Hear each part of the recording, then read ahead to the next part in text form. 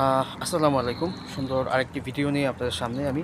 আর যে জিনিসটা আপনাদের দেখাচ্ছি সেই এই জিনিসগুলা ফড়িংয়ের আকৃতি, তারপরে ঘাস ফড়িংয়ের আকৃতি নিয়ে এগুলা করা। আর এর চারপাশে বিভিন্ন তাল গাছের মতোই দেখতে, কিন্তু এগুলো মূলত তাল গাছ না।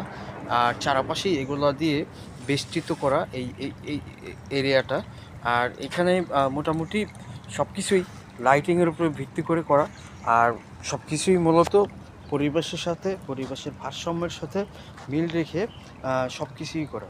আর দেখতেও খুবই চমৎকার লাগে এগুলা, খুবই চমৎকার লাগে যদি আপনি ছবি তোলেন, যদি আপনি ভিডিও করেন।